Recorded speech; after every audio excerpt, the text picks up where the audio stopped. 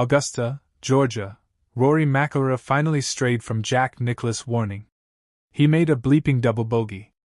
Let's leave out the profanity of the Golden Bears pre-tournament quote to McIlroy and give you the sanitized version: skip the big numbers. Avoid disasters. Well, consider McIlroy's third round a dance on the edge of disaster. McIlroy's lead is gone. All 6 strokes of it erased.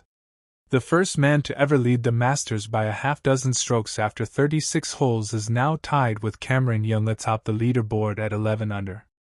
Young teed off nearly an hour before McIlroy on this round, an indicator of how much ground he need to close. Consider the gap closed. On a sunny 84-degree moving day when so many other golfers posted red and more red numbers, McIlroy wobbled. He'd looked unstoppable, inevitable, incredible through 36 holes, but the Masters isn't big on invincibility. By the time McIlroy had exited Amen Corner on moving day, his round had gone to hell. If there was any solace, it's that it could have been worse. Amen Corner gives Rory McIlroy trouble at Masters in round 3. Let's breeze past McIlroy's unremarkable but manageable front 9 and zip straight to the danger zone. McIlroy put his second shot in the water at the par 4 11th, lipped out his 5th shot, and after he finally tapped in for double bogey 6, he turned to look at the leaderboard.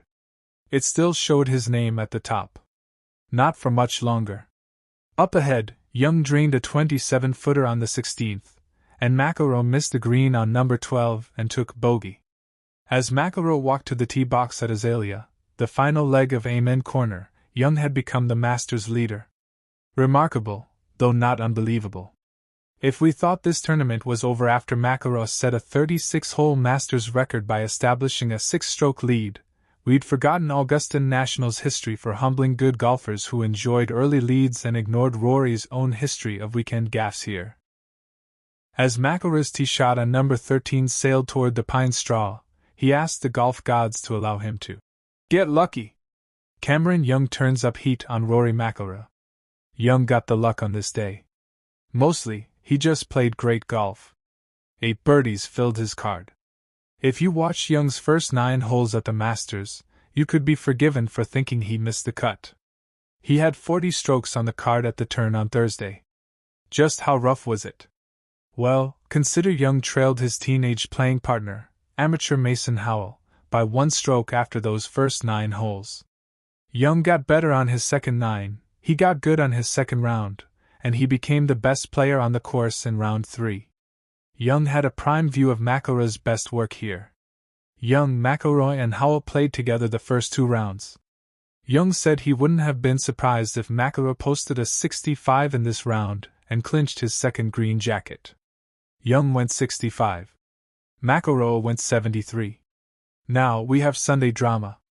If he does open the door, you have to take advantage, Young said on CBS. Scottie Scheffler applies heat too.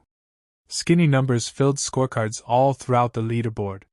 The sun baked the patrons, and SPF 30 was about 20 SPF too few. One golfer near the top of the leaderboard, Haudongli, said the greens almost died in the heat, but the conditions were still quite favorable to good scores.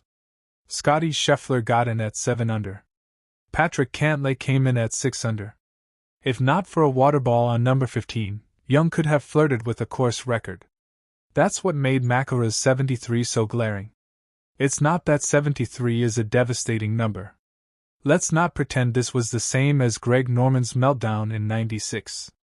But 73 became a tenuous score on a day when several of the world's top golfers filled their scorecards with 2s and 3s. If a golfer were to give McIlroy fresh advice before the final round, it might sound like this: straighten out the driver. Create more chances for birdies.